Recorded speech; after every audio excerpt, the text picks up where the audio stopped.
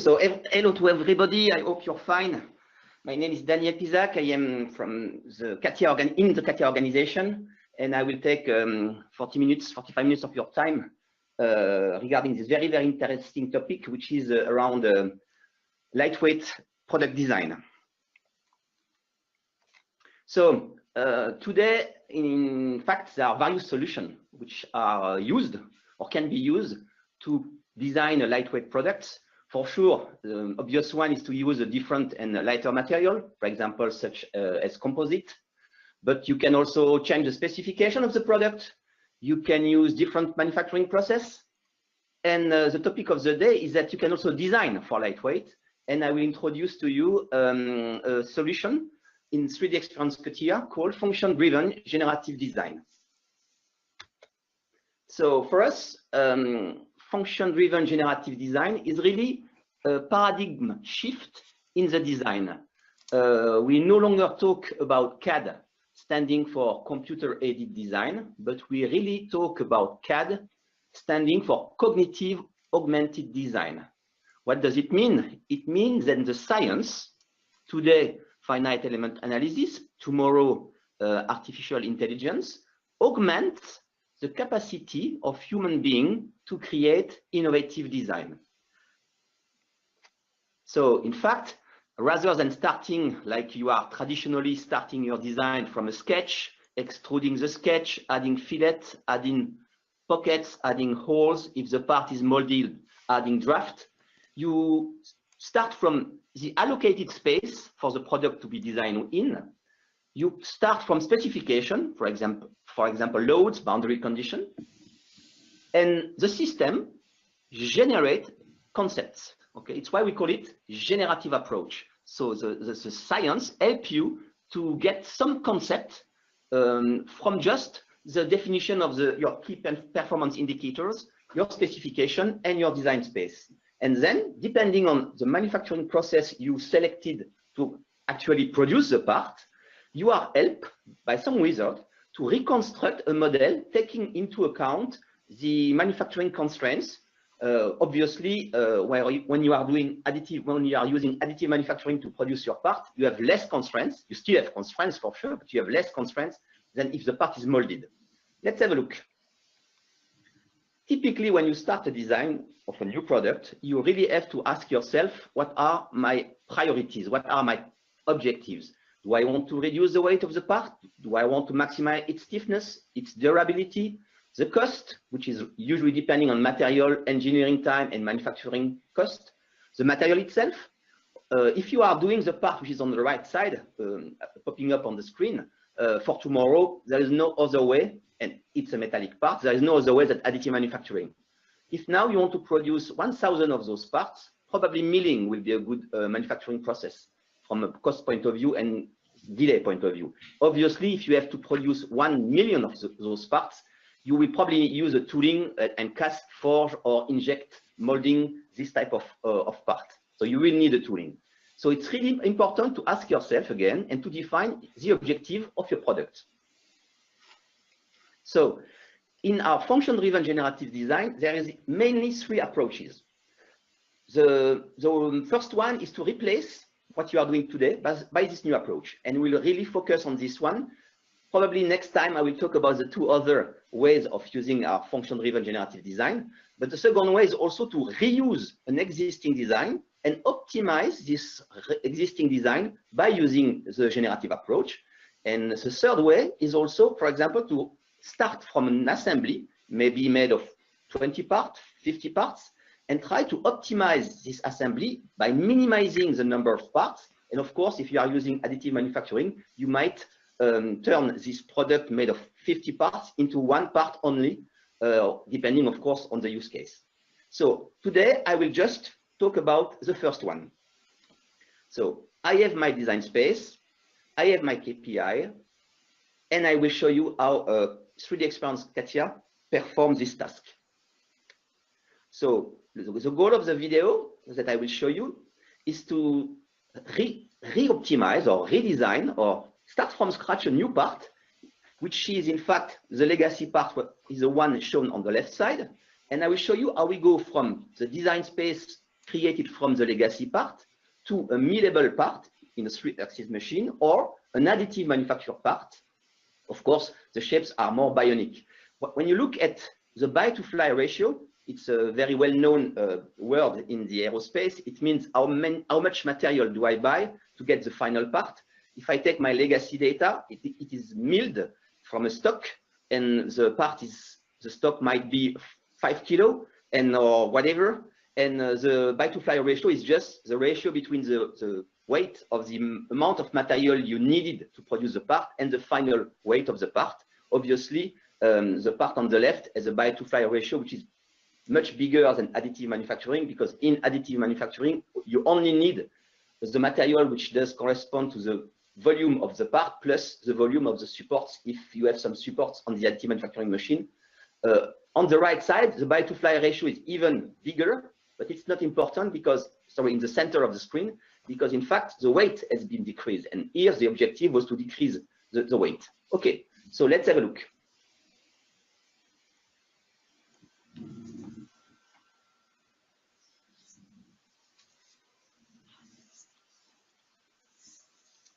Okay, I am running 3D Experience CATIA. So I am in an app of 3D Experience CATIA called CATIA Functional Generative Design. And inside my screen, inside my session, I have the legacy data, the legacy part. From that legacy part, I derive design space, because I know that this part is mounted with other neighbor parts.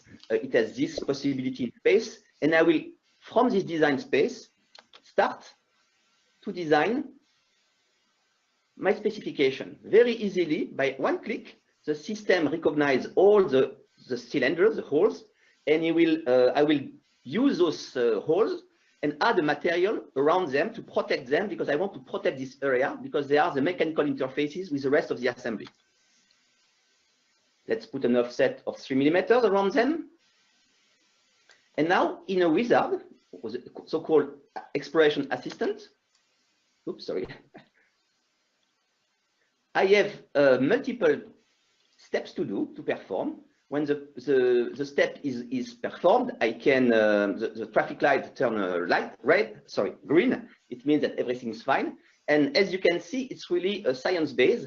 Here we are doing a mesh, a tetrahedral mesh. We have various options to do it.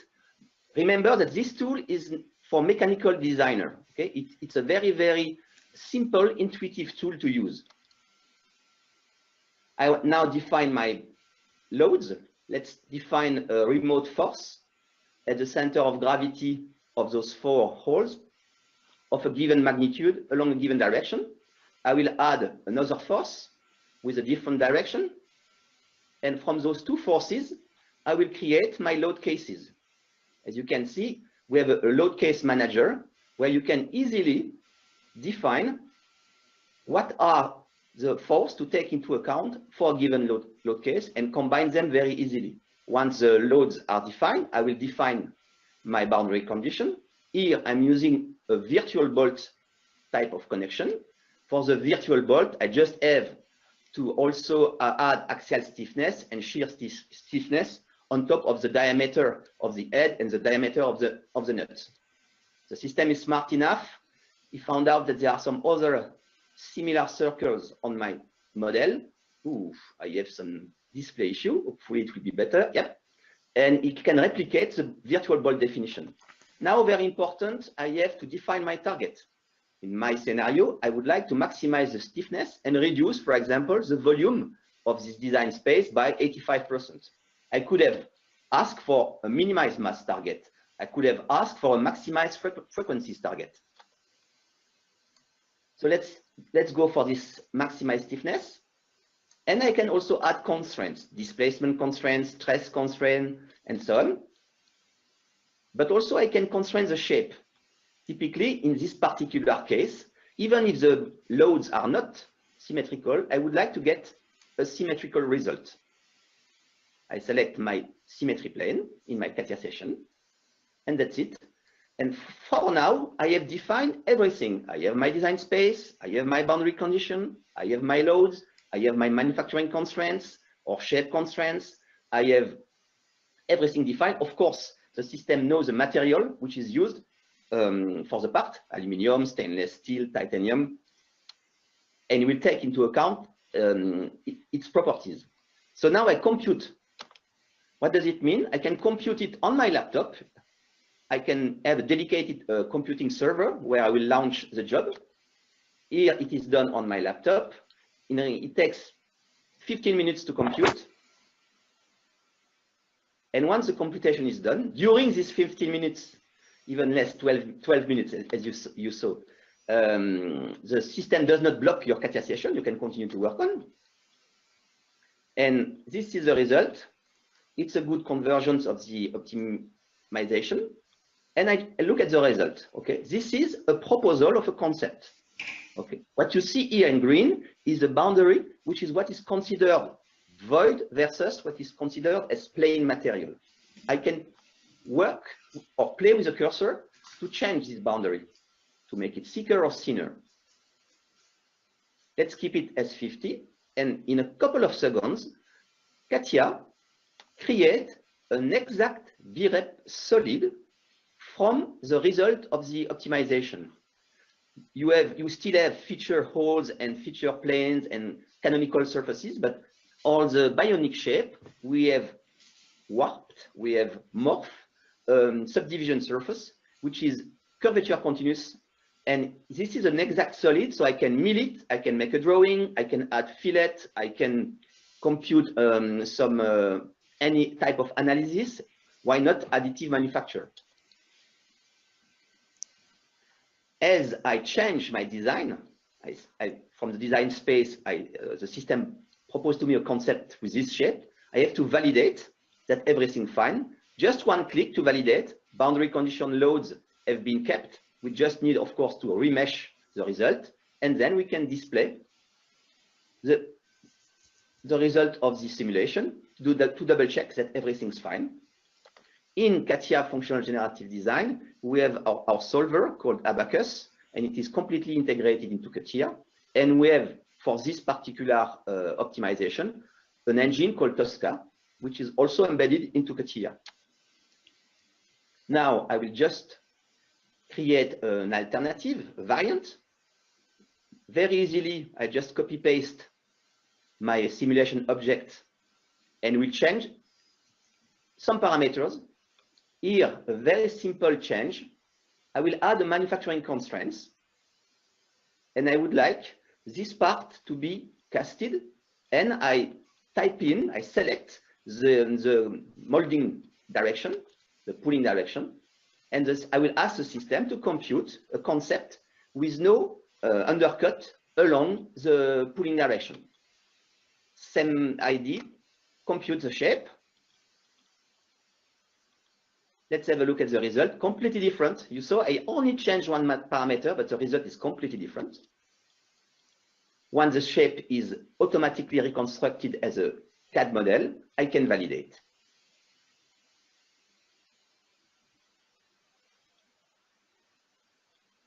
Now, let's decide that I am a little bit aware of additive manufacturing, even if I am a CAD engineer. And I know, or my friend from the shop floor is telling me that the part will be printed this direction. And why not asking the system to take into account the printing direction and an angle, a maximum overhang angle. Typically, you know, it's where you need to put support. So the idea is to compute a shape that will not need any support for the manufacturing process. So let's go. This is my direction, my printing direction, my 45 degrees for the maximum overhang, and the system compute a shape which minimizes the area to be supported. Again, in a second, it is turned into a solid exact VREP, and I have to validate that everything's fine. And I can do as many concepts as I want, and I can, of course, compare them in a variant trade-off study. I have my input, I have my output, the von Mises stresses, the maximum displacement, the mass, obviously, and the system, because I put some priority on my output, that I can change at any time, the system compute for you the best score and help you to make the best choice among all variants that you very, very quickly design thanks to function-driven generative design. Let's decide to take the part that has been computed for additive manufacturing. You are not forced because this part is strong enough. It is within the specification, but you can smooth it if you want very easily by clicking on the solid. You can smooth all the branches that the system automatically reconstructed for you. And then you can blend together all those branches. This is not accelerated. It's a real time it took to smooth the automatically reconstruct shape. And at the end, you have a smoother solid that you just have to mirror and replace in your specification tree, and update the solid model, and you get a more, let's say, a detailed model. It's still not the detailed design. It's still a preliminary design. So you turn the concept into a preliminary design, but very, very easily. And of course, you have to validate because you change your design. If the design has some issue, you can easily modify the shape by pushing and pulling on what is called the base mesh. And at the end, you can a final detailed design.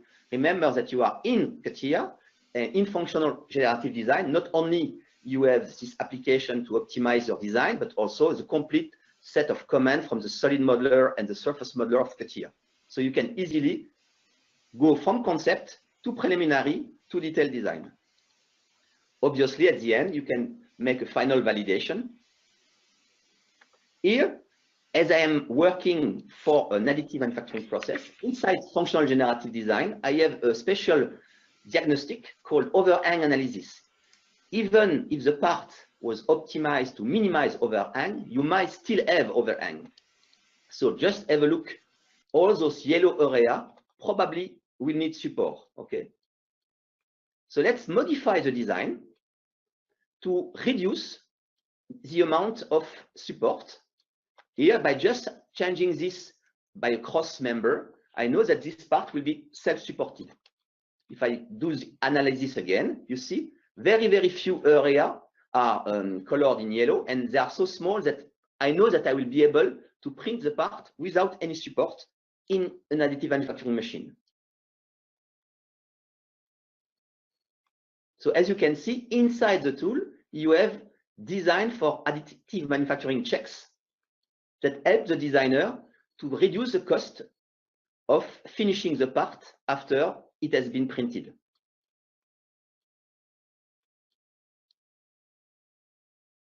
Now, I can again check what is the best result and look at my KPIs. Typically, when you are doing this type of work, human beings always add material. Okay, so the part might be thicker than expected, and we have in CATIA Functional Generative Design a very nice tool to reduce this thickness.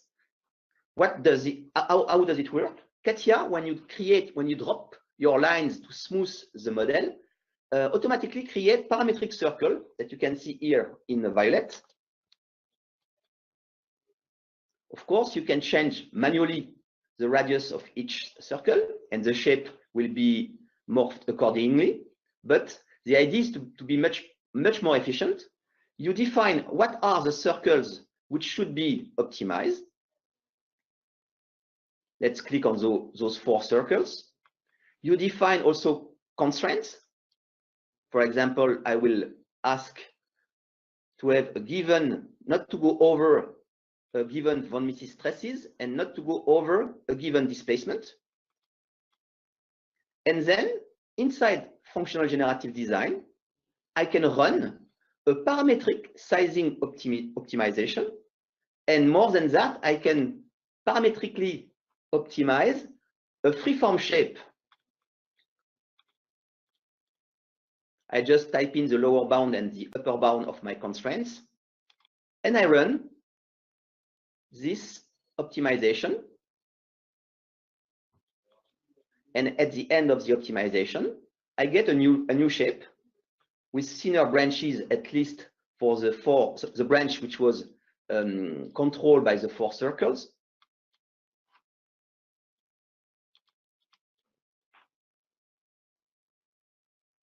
You can see the result.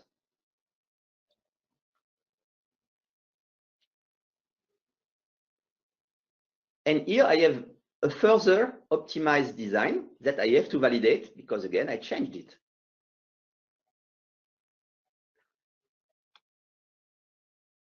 Obviously, as the part is 3D printed, I have to reduce the size of the holes because they will be in the finishing phase drilled, and I will probably also add some offset on some of the flat surfaces because I want to be sure to get the right dimension. So I will mill the lower face. So you have all the tools inside CATIA to do this job of changing or adapting the geometry for the manufacturing process. Now let's say that's okay. I have my part, I printed my part, but now my customer asked me 1,000 of this part. From a cost point of view, from a delay point of view, additive manufacturing, at least for now, especially in metal, is probably not the right solution.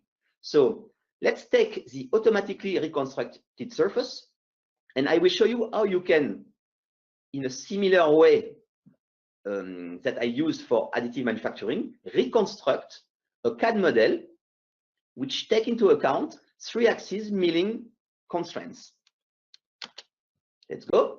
The first thing that the system does, he analyzes the design space, and he found out that there are multiple drilling directions which are not collinear, which means that on the actual machine tool, on the table of the machine, I will have multiple setup along multiple directions to be able to mill the part.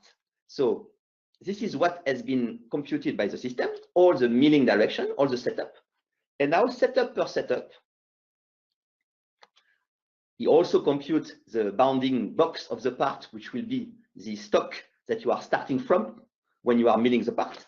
And now setup per setup, the system will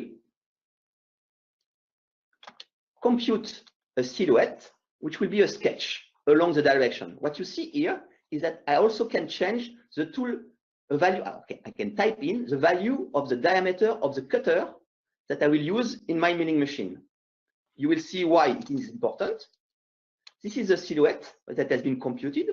And if there are some fillet, if they are smaller than the tool diameter, they will be replaced by a fillet of a radius which corresponds to the cutter that I'm using.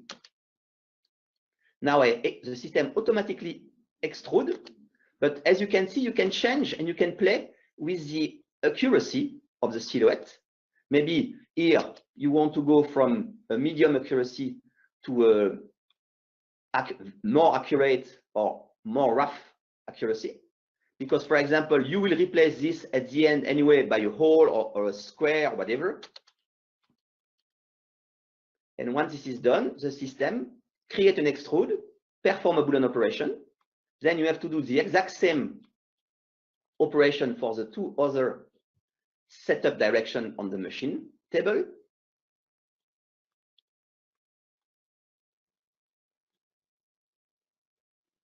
That's it. And the final one.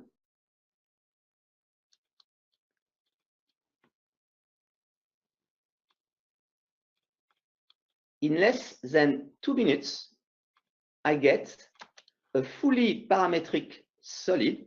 It's not perfect, but it gives you a good idea of what will be the shape of this part if we need to mill the part on a 3-axis milling machine. Obviously, you will probably add some fillet on your own, change the geometry of some of the pockets, but it's very easily done because those sketches are fully constrained parametric sketch.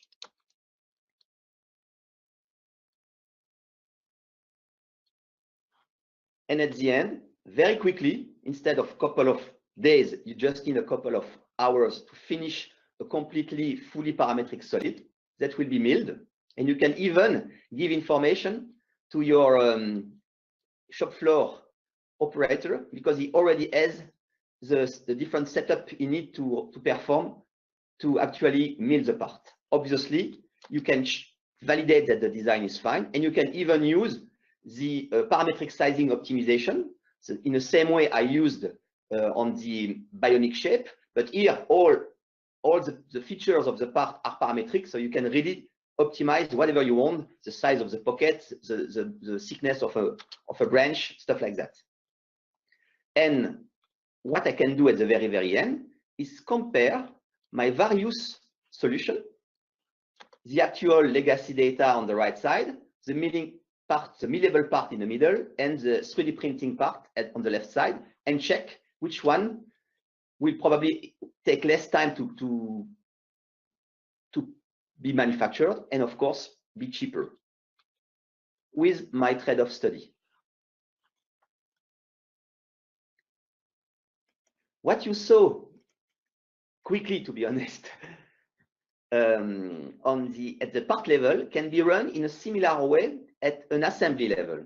So if I have this small assembly, I will define a given position of the assembly.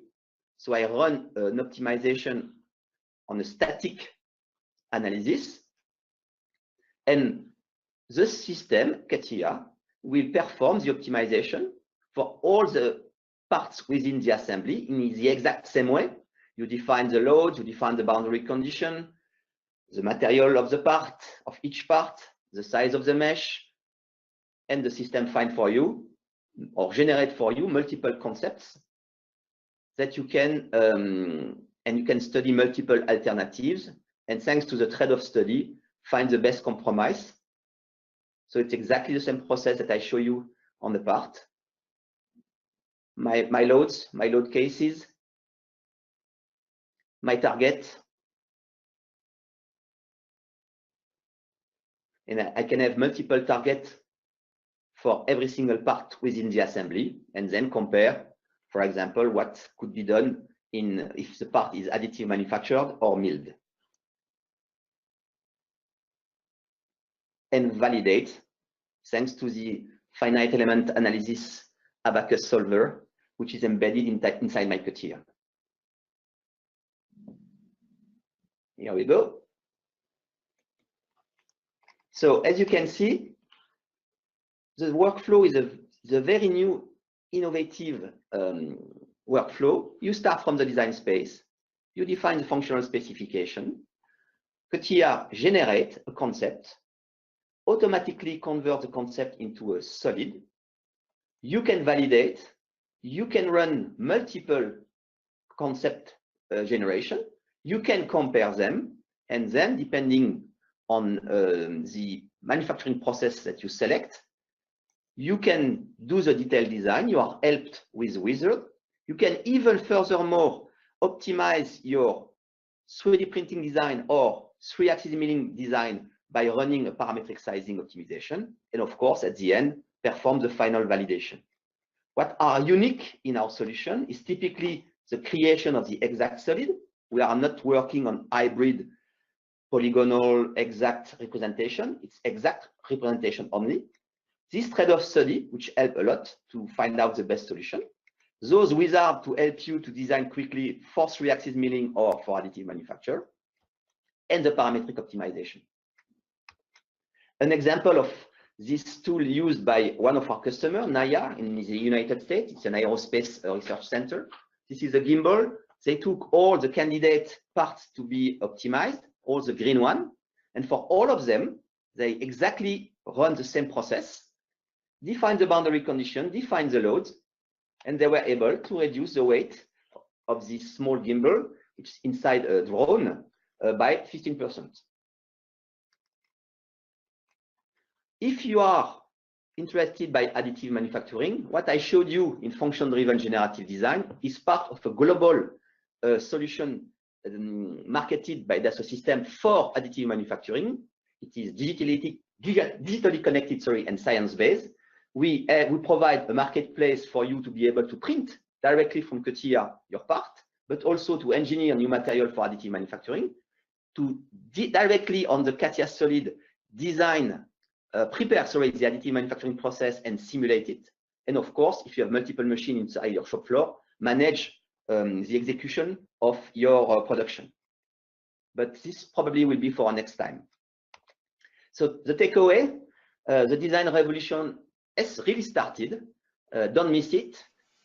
I want to thank all the people who attended. I wish you a very, very nice day and very, very nice or evening and a very nice week. So, and don't hesitate to contact us if you want more details. And as Anne said, you will have very soon a link where you can download the recording of this webinar.